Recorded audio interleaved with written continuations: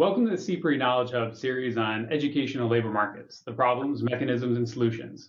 I'm Peter Goff, a professor at the University of Wisconsin-Madison, and today I'm joined by a panel from South Dakota. Hello, I'm Kelly Duncan. I've been a board member of the South Dakota Board of Education for the last 19 years, and I also serve as a Dean of Education at one of our state institutions. Hi, I'm Senator Deb Soholt, and I represent District 14 in South Dakota, which is in Sioux Falls in the southeastern part of the city. I'm also chair of the Senate Education Committee, and as we are a citizen legislature, I am a registered nurse and also have a full-time position as the Director of Women's Health within a large health system in South Dakota.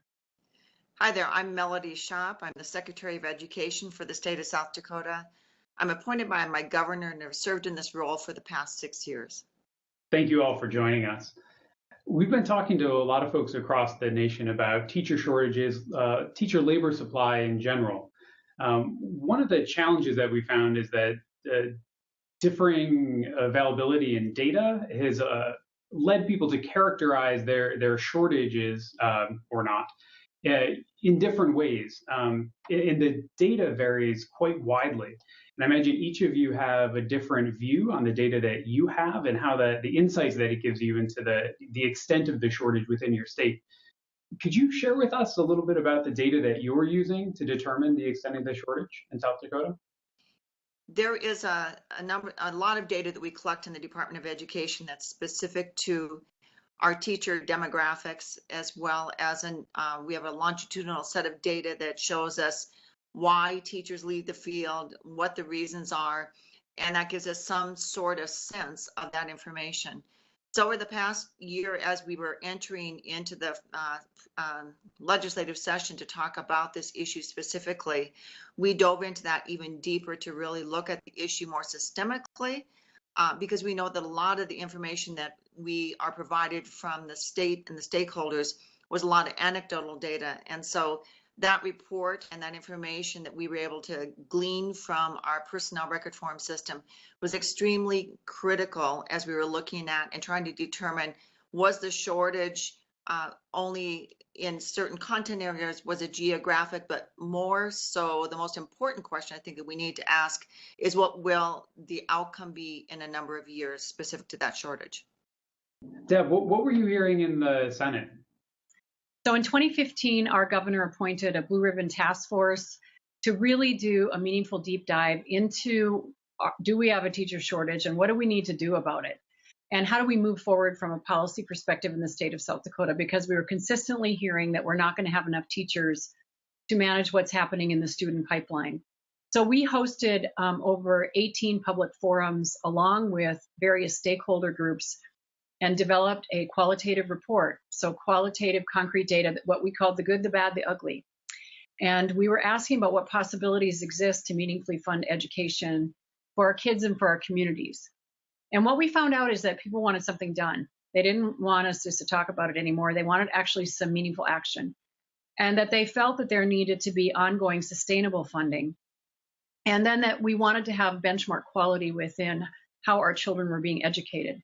Peter, if I may add to something that I think really helped to exaggerate the concerns in the state, was not just the shortage issue, but we were 51st in the nation for teacher salaries. So when we talk about the emotion that surrounded this, it gave even more reason for us to move aggressively forward in really diving into this issue. Kelly, what did you see in your conversations with at the State Board of Ed in terms of the evidence being used and how that was talked about with respect to the teacher shortage? As that information was shared with us as a state board for a long period of time, it's something that as a board we've been very concerned about. Not only concerned about the shortage of people going into education, but certainly the number of people that we were losing after the first, say, 3 to 5 year period. So as that information was shared with us, we continued to have conversations around it and knew that something probably needed to be done in the state. In my role as a Dean of Education, too, we were really noticing that geographically, especially in a lot of our rural schools, that was where the highest need was. And so we knew that was going to continue. The shortage was huge in the secondary areas and especially in our high need secondary areas such as math, science, language arts, world languages. So all of those things kind of came together. And so when the governor put together the Blue Ribbon Task Force, that was something that the Board of Ed was very, very pleased that there was going to be some movement in that area, because all of the people on that board have a background or at least a very strong interest in education and the future of education as it related to our South Dakota students. Sounds like you've all been grappling with a lot of the issues that we've been hearing nationally, that there actually isn't a teacher shortage, that when they exist, they're heterogeneous. They differ in terms of, the topic areas, the content areas, and then they differ geographically as well. So one of the challenges that I think just from using the term teacher shortage, it automatically places the blame, so to speak, on the supply side, right? That there's not enough teachers coming in, and that's where the problem is. But we also know that there's demand side problems as well, right? You may have an ample supply of teachers, you might have enough applicants to a program, but if the schools have bureaucratic constraints, right, they're pushed into hiring very, very late, then those applicants may evaporate. If they don't have the skills that they need to identify the right candidates, you're not getting the right people into the position. We get to this idea there's a quality shortage as well, or potentially.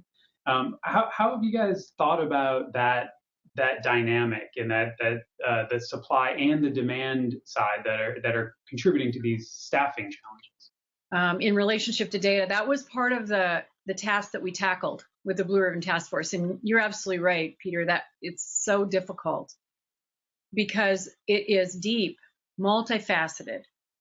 And so we had to make some assumptions in order to stay in a proper lane to try to even get any policy work done. And one of the assumptions was that if a teacher is coming out of a preparation program to become an educator, that program has adequately prepared them. So we were not going to go down that rabbit hole of saying we've got to change the whole academic sector. So what are your options? They're consolidation or moving in the area of efficiency. And so when we started to look at that placement of how do you get benchmark education to the smallest corners of South Dakota, knowing that those schools matter to those communities, we then started to really tackle virtual options and starting to look at how could we fund and meaningfully transform virtual education. So rethinking that perhaps some schools will only have generalist teachers in English, math, science. Maybe you only have 4 or 5 teachers in a K through 12 that's 150 students. And the other educators are brought in virtually. And that has led us to think about paraprofessional development, educating people to hold the decorum of the classroom, people that would be there to coach, help, and support the students in the classroom, but not necessarily a certified teacher for that role. We have many of those 151 school districts that Senator Soholt talked about that are very small, they're very rural. And no matter what we do, and even though we addressed the issue of pay in the state of South Dakota, there is not a lot of incentive for oftentimes young people to go into those districts. So pay is just one small piece of the puzzle that we knew we needed to address because of the 51st that we were in the nation in teacher pay. But the bigger conversation was really around looking at efficiencies, ways in which we can make our school system more relevant to a 21st century type of learning. And in doing so, funding other avenues of ways that we can make that happen. And so that is a really important component, I think, when we start to look at trying to attract young people into the field. That needs to be done by having an environment in which they see that it's not just the traditional type of system. So I really want to hit on, make sure we get to spend some time thinking about this innovative approach that you've taken, because your approach to the teacher shortage, I think, would be appreciated, understanding how that came about and how it might be replicated in other states. It's a novel approach, both in terms of what you actually did, but also how you funded it.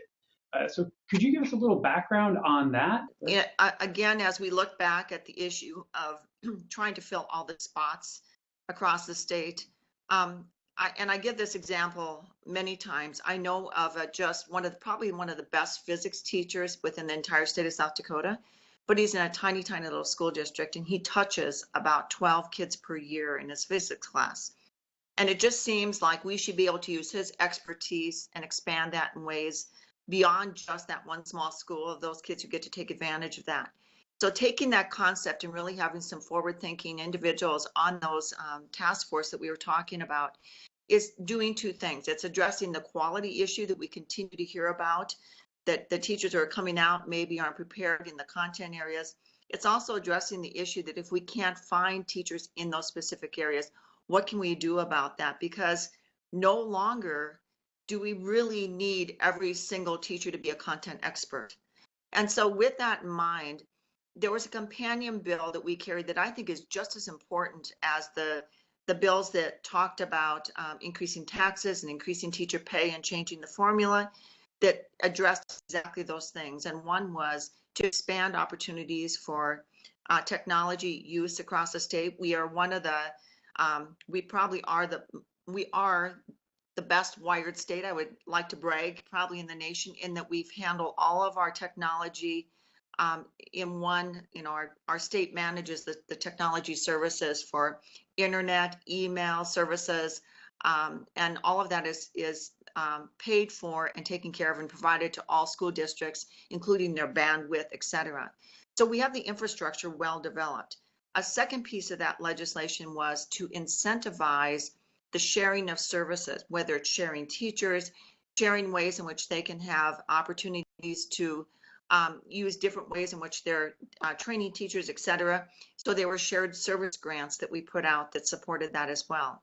A third piece was for innovation grants that went out to districts. So when we're talking about this model of providing education in a much different way, it does require that we provide training to teachers in a different way about what does it look like in a classroom where teachers are facilitators of learning rather than always being the actual direct instruction, but getting teachers into the field that might be able to look at providing education in a more relevant, meaningful way for kids. Kelly, could you help us understand a little bit more about how this money is going to be used? Well, I think it was interesting. I've been involved in education for over 30 years, and as has Dr. Schopp. But the interesting thing was I saw more signing bonuses for new teachers in South Dakota this year. I felt a little bit like it was the NFL draft. If you were a hot content area teacher, science, math, the signing bonuses were just really, really appealing. And I think maybe outside of the policy, what all of this work has come together and done is really raised an awareness about the profession of teaching. And so as more emphasis has been on that and young people are hearing about higher salaries, we've had a big uptick, at least in my university, in the number of young people that want to go into education. We were really pleasantly surprised at the numbers. And so I think that one of the things that has really come out of this is this conversation back in small towns in South Dakota, large cities in South Dakota, about education itself, about how important it is to our state's economy and to the future of our state for us to have strong, well-educated teachers working with our K-12 students. And the energy around that has been really positive. And I think young people are starting to pick up on that. And the increase that we've had in people really interested in going into education has been marvelous.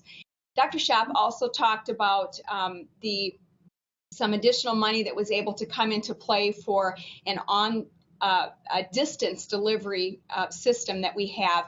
And she mentioned the great physics teacher in South Dakota that maybe only gets to touch 12 students a day. The e-learning center that we have in South Dakota that is able to have master teachers deliver content instruction to students across the state was able to be increased through some funding. They were able to increase and double probably the number of teachers that they have that are able to serve some of the rural schools. And so we have master teachers now that are able to deliver the content in their specific content area to hundreds of students rather than being that one physics teacher that maybe only gets to have one class period a day with 12 students. So additionally, that's kind of come from some work that's been done by policymakers such as Sen Deb Soholt, and it's been really, really appreciated by the small rural schools that didn't have content people in some of those especially advanced upper level areas. Senator Soholt, Dr. Duncan, thank you so much for joining us today. Pleasure. Thank you. Thank you so much.